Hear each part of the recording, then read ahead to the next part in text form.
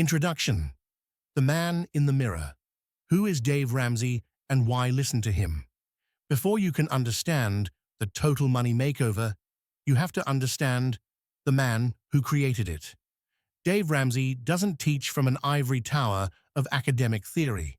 He teaches from the dirty, muddy ditch of his own experience. As he tells it, by the time he was 26 years old, he was a millionaire. He had a real estate portfolio worth over $4 million, and he thought he was a genius. But he wasn't a genius. He was just a kid who was better at borrowing money than anyone else. His entire impressive life was built on a house of cards, a massive mountain of debt. And then the banks called his notes. Over a brutal 3-year period, he lost everything he was sued, foreclosed on, and ultimately, with a brand new baby and a toddler, he and his wife Sharon filed for bankruptcy. He describes the crushing feeling of fear, of inadequacy, and of hitting rock bottom. That rock bottom, he says, was the worst thing that ever happened to me and the best thing that ever happened to me. It was there, with nothing left to lose, that he went on a quest to figure out how money really works. He didn't find the answer in complicated financial products. He found it in common sense, in the time-tested principles of God and your grandmother. How Dave teaches 80% behavior, 20% head knowledge. This is the most important concept in the entire book. Dave's core argument is that personal finance is 80% behavior and 20% head knowledge. Most people who are struggling with money know what to do. They know they should spend less than they make. They know they should save for the future. The problem isn't the knowledge. The problem is the behavior. The problem isn't your calculator. It's the person in the mirror. Therefore, this book isn't a sophisticated financial guide. It's a simple, step-by-step plan designed to do one thing: change your behavior. This is where he introduces the motto that defines his entire philosophy. If you will live like no one else, later you can live like no one else. This means you must be willing to make sacrifices that normal, broke people aren't willing to make, so that later you can have a life of freedom and generosity that they will never have. The book is filled with winners' stories to prove this. Take Mark and Kari Stolworthy. On a single salary with 4 kids, their debt peaked at $375,000, including their mortgage. They were normal.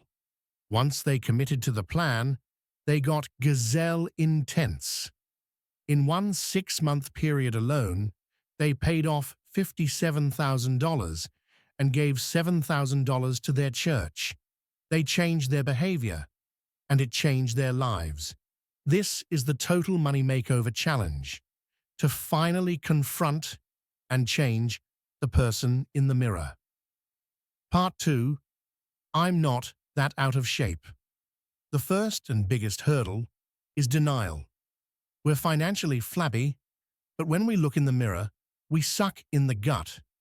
We compare ourselves to the other normal, broke people around us and think, I'm not that bad. Dave says, the enemy of the best isn't the worst. The enemy of the best is just fine.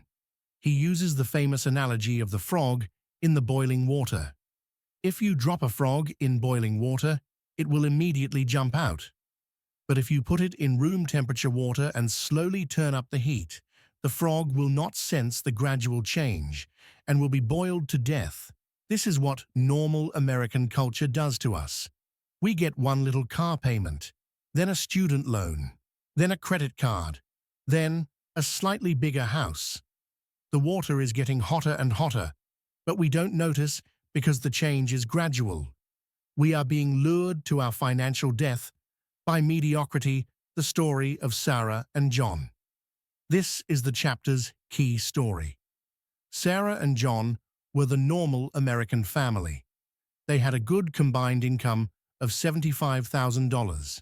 They also had the normal debts: a new home with a big payment, a car loan, a small student loan, and only $5,000 on a credit card. They listened to Dave's radio show, but thought it was for other people who were bad with money. They were in complete denial. Then, Sarah was called into her boss's office. Expecting a raise, she was instead told her job was being eliminated.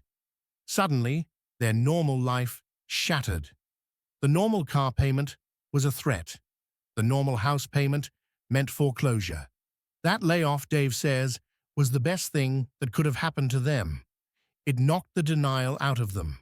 It was their wake-up call.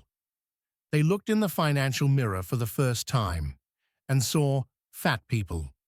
They got on the plan, and 2 years later, they were debt-free, except the house, and had $12,000 in the bank.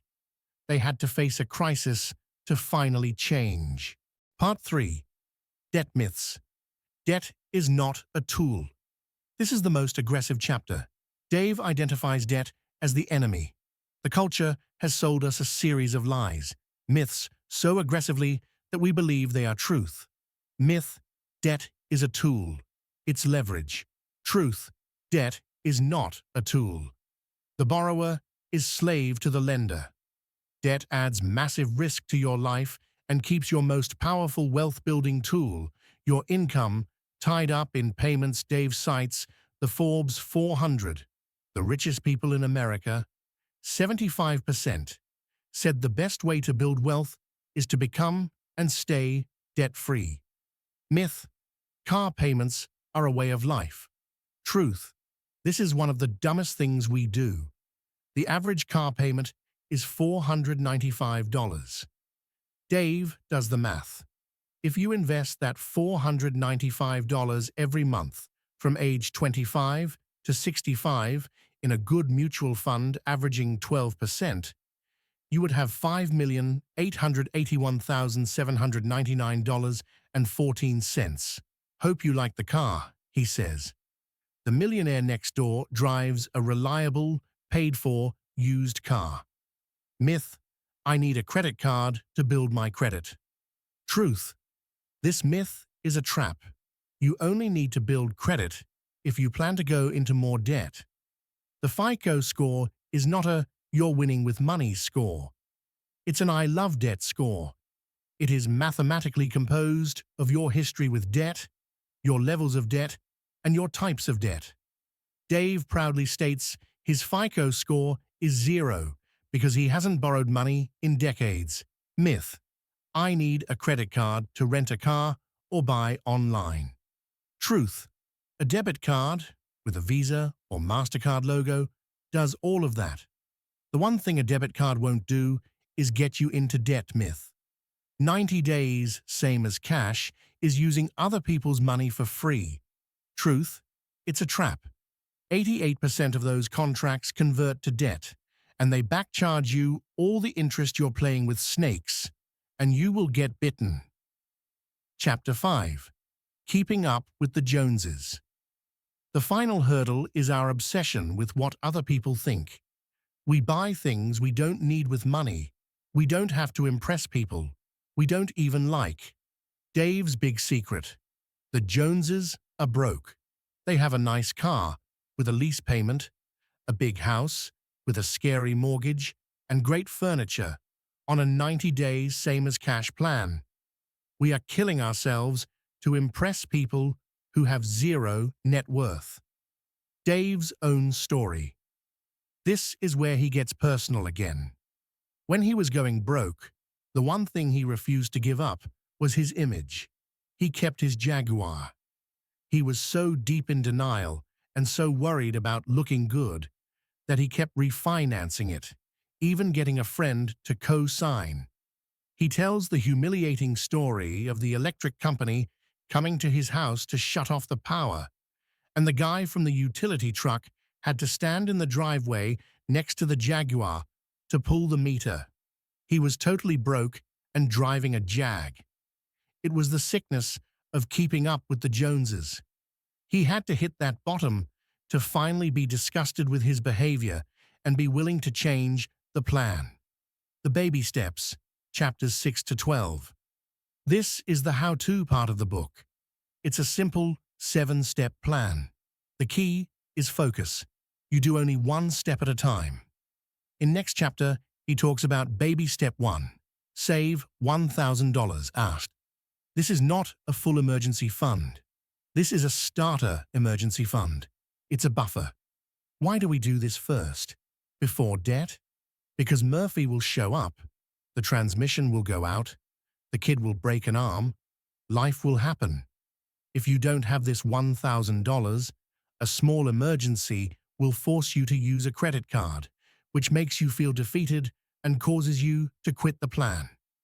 This $1,000 is your first line of defense. You must get it fast, in a month or less. Sell stuff, deliver pizzas, work extra hours, get it done. The story of Lily. This is one of the most moving stories.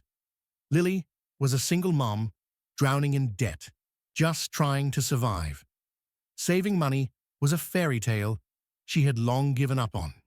When she started the plan, she worked and saved and finally got her $1,000. She said she just sat and cried. It wasn't about the money. For the first time in her life, she had hope. She had a little wall between her and the world, and she finally felt like she could win. Baby step 2. The debt snowball. This is the absolute core of the Total Money Makeover. This is where you become gazelle intense. You are the gazelle and the debt is the cheetah. You must run for your life.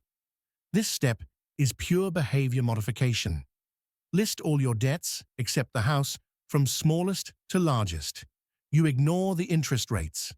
This drives the math nerds crazy, but Dave insists, if you were so good at math, you wouldn't be in debt. Pay minimum payments on everything, except the smallest. Attack the smallest debt with gazelle intensity. You throw every extra dollar you can find at it until it's gone. Celebrate the win. Then you take the payment you were paying on that first debt and add it to the minimum payment of the next smallest debt. This is the debt snowball. As you pay off each debt, the amount you're paying rolls over and gets bigger and bigger. By the time you get to your last biggest debt, like a student loan, you're hitting it with an avalanche of cash. This is why you list smallest to largest. It's about psychology. You need to see progress. You need quick wins to keep you motivated. When you pay off that first little credit card in 2 months, you get a high. You feel powerful. You start to believe you can do this. The story of Josh and Amy Hopkins. They were under 25 and had $169,000 in debt, not including a house. They were normal. They got gazelle intense. They sold a rental property. They sold Amy's beloved BMW. They went on a scorched earth budget. They attacked the debt. In just 2.5 years, they had paid it all off. They completely changed their family tree before they were 30.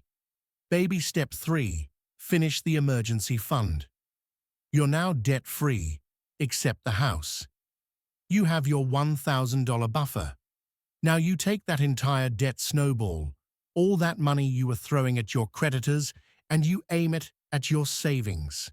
Your goal is to build a fully funded emergency fund of 3 to 6 months of expenses. This is your real, permanent wall against life. This fund turns a crisis into an inconvenience job loss. It's not a panic, it's an inconvenience. Blown engine, it's not a disaster, it's an inconvenience. Dave also calls this the spousal peace of mind fund. He talks about his wife Sharon.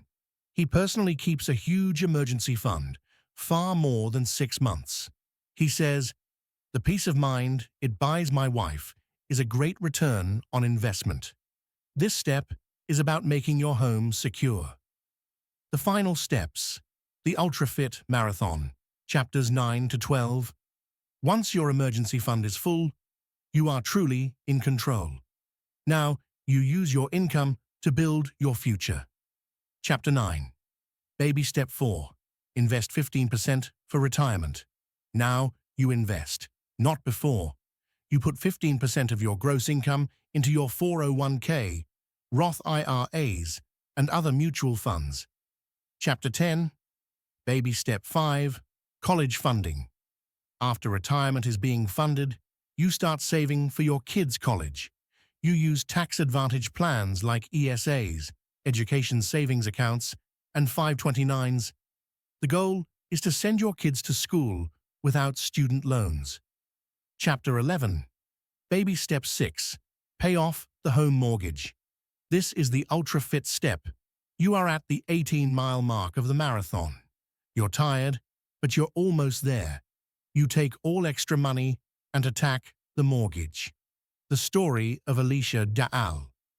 She and her husband started at 25 with $118,000 in total debt, including their $85,000 mortgage on a $70,000 income. They went gazelle intense. In 6 years, they paid it all off. At 31 years old, they were 100% debt-free, standing in their paid-for home. Chapter 12. Baby Step 7. Build wealth and give. This is the goal. This is the fun part. This is the point. You are now completely debt-free. Your income is all yours. Dave says there are only 3 things to do with money: have fun, invest, and give. The story of Secret Santa. Larry Stewart. As a young broke man, he was hungry and couldn't pay for his meal. A diner owner, Tom Horn, found a $20 bill on the floor and gave it to him, saving his dignity. Years later, Larry, now a multi-millionaire, tracked down Tom and anonymously gave him $10,000 in $100 bills, the story of the McGinty's. They are a family living on a teacher's salary. They got on the plan and paid off their house. During that time, they also adopted 2 children from China. Because they are debt-free, they now give generously to organizations that support orphans in China. Part 4. The Finish Line. The final chapter is a warning and a celebration. The goal of the Total Money Makeover isn't just to get a pile of money. Money is a tool. It's a magnifier. It just makes you more of what you already are. The goal is to change your behavior, change your habits, and use that newfound freedom to be a blessing. The goal is to change your family tree forever. You've lived like no one else. Now you truly get to live and give like no one else.